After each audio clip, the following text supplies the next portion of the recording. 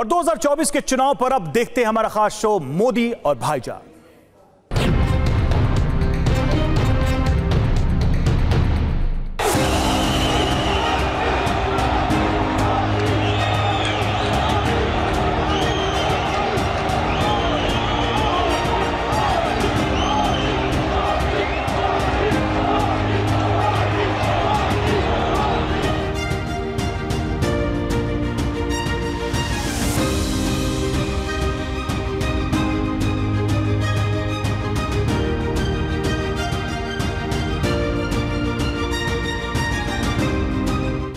घर में परिवार के एक सदस्य के लिए एक कानून हो, परिवार के दूसरे सदस्य के लिए दूसरा कानून हो, तो क्या वो घर चल पाएगा क्या?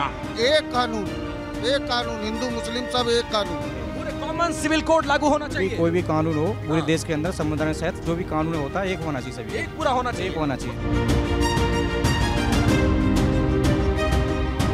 हमारे जो पसमंदा मुसलमान भाई बहन हैं, उनका तो जीना भी मुश्किल करके रखा हुआ है। 70 सालों में पसमानदा मुसलमानों के बारे में किसी ने सोचा? मोदी जी के अलावा कहीं नहीं सोचा। किसने कभी इसकी बात की? कहीं नहीं।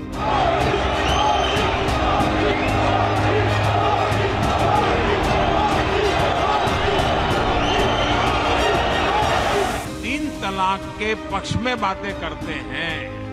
ये वोट बैंक भूखे लोग मुस्लिम बेटियों के साथ बहुत बड़ा अन्याय कर रहे हैं। वो ना अपने आप को बहुत ज्यादा सोशल महसूस कर रही हैं, क्योंकि पहले 3 तलाक में क्या जिंदगी बदल थी। अब क्या है कि जब तक एक तलाक नहीं देंगे तो है ना दूसरी शादी नहीं करता है वो। देश के दिल मध्य प्रदेश से प्रधानमंत्री नरेंद्र मोदी ने सारे देश के मुसलमानों को ये पैगाम देकर 2024 के महासंग्राम का शंखनाद कर दिया।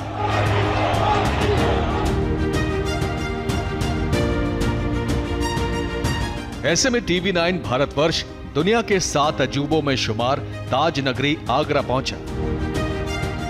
नमस्कार, बहुत स्वागत है आपका टीवी 9 भारतवर्ष पर। मैं हूं आपके साथ विपिन चौबे और आज मोदी और भाईजान का ये स्पेशल एडिशन लेकर हम आ पहुंचे हैं मोहब्बत की नगरी कहे जाने वाले उत्तर प्रदेश के आगरा शहर में। प्रधानमंत्री नरेंद्र मोदी ने सार्वजनिक मंच से मुसलमान यानी मोदी के भाईजानों को लेकर उनकी गरीबी, अशिक्षा, बेरोजगारी, ट्रिपल तलाक समेत पसमानदा मुसलमानों को लेकर सार्वजनिक मंच से खुलकर अपनी राय व्यक्त की है। तो आगरा से आज इन्हीं मुद्दों पर मुसलमानों के साथ करेंगे चर्चा और जानने की कोशिश करेंगे कि पिछले 9 सालों में उनकी जिंदगी कितनी बदली, 2024 के लोकसभा चुनाव को लेकर वो क्या सोचते हैं और प्रधानमंत्री के भाषण के बाद मुसलमान क्या सोच रहा है, किस तरफ देख रहा है, इसी पर रहेगी चर्चा, करेंगे बड़ी बहस।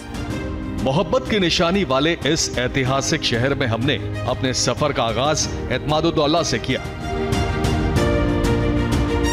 ट्रिपल तलाक पर क्या सोचता है मुसलमान? कॉमन सिविल कोड पर प्रधानमंत्री के वाक्य के बाद, प्रधानमंत्री के स्टेटमेंट के बाद मुसलमानों के मन में क्या चल रहा है? और तो और अंतिम और सबसे महत्वपूर्ण, पसमानदा मुसलमानों की स्थिति पर कब गौर करेंगी राजनीतिक पार्टियां? और क्या वाकई में जो प्रधानमंत्री नरेंद्र मोदी बोल रहे हैं कि पसमानदा मुसलमानों का आज तक किसी ने रुख नहीं किया, उनकी स्थिति किसी ने नहीं बदली और सिर्फ वोट के लिए मुसलमानों पर राजनीति होती रही? इन तमाम मुद्दों पर करेंगे बातचीत सीधे आगरा ताज नगरी से। और मेरे साथ बहुत सारे मुसलमान हैं, तो एक बार अपने लिए जोरदार ताली जरा बजाइए।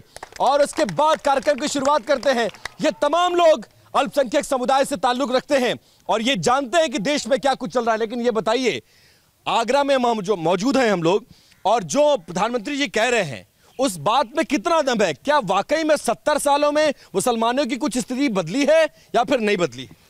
हम तो चाहते हैं देश के प्रधानमंत्री नरेंद्र मोदी जी जो किसी भेदभाव के, किसी योजना के, सब योजनाएं मुस्लिमों को और हिंदुओं को, सिख ईसाई सबको बराबर देख रहे हैं और हमें भी देश में ऐसा प्रधानमंत्री चाहिए।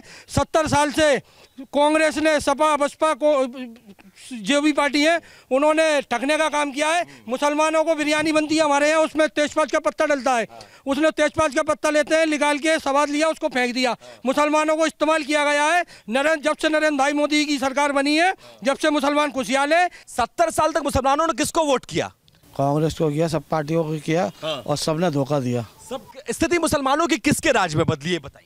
बीजेपी के राज। ईमानदारी से बोलिएगा, क्योंकि आप मस्जिद के सामने खड़े हैं और सामने मस्जिद दिखाइए जरा, और मस्जिद के अंदर आकर मुसलमान झूठ नहीं बोलता है। ऐसा तो नहीं आप लोग बीजेपी वाले इन्फ्लुएंस करते हैं आप लोगों को? ना, ईमानदारी से बोल रहे हैं। क्या बोलना चाहते हैं बताइए? मोदी जी प्रधानमंत्री दोबारा बने। प्रधानमंत्री ने कहा है कि एक परिवार, हिंदू और मुसलमान एक देश का एक परिवार है, तो एक परिवार में एक बेटे के लिए दूसरा कानून और दूसरे बेटे के लिए दूसरा कानून क्यों होना चाहिए?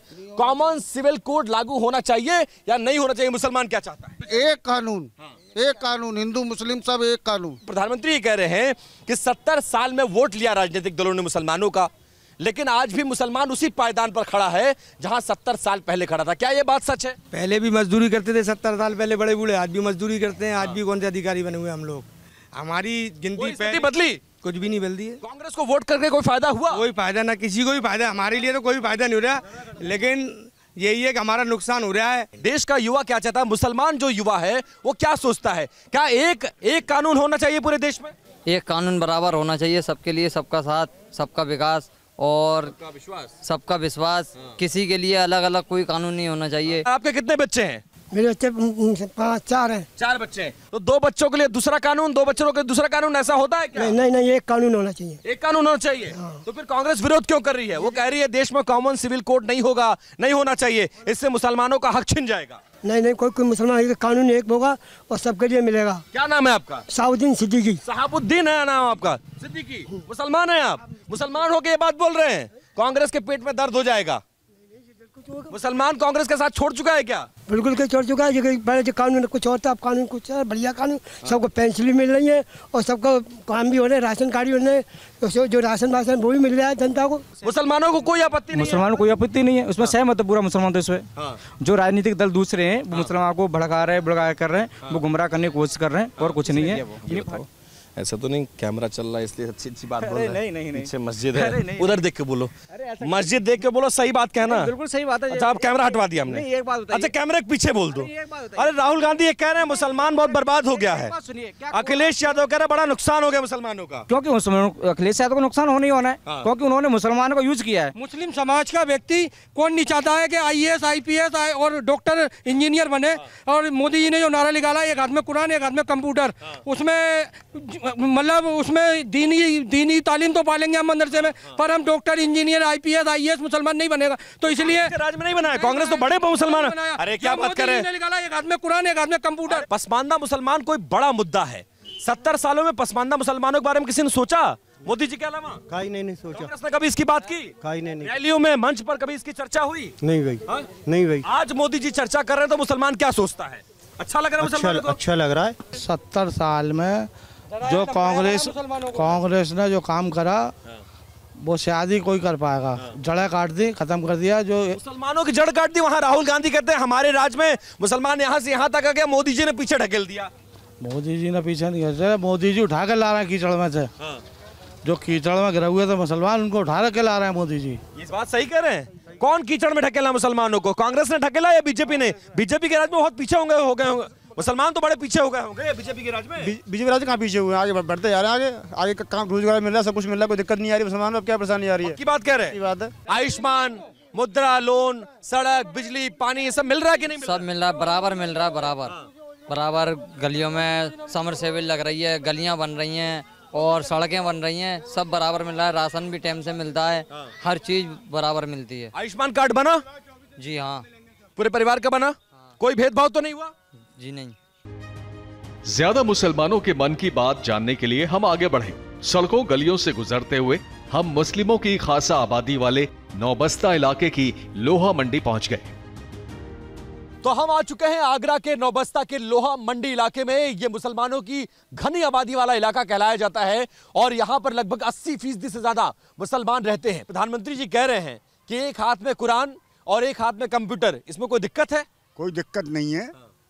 मोदी जी जो कह रहे हैं वो सही कह रहे हैं। उनको मुसलमानों को आगे बढ़ाने की कोशिश कर रहे हैं।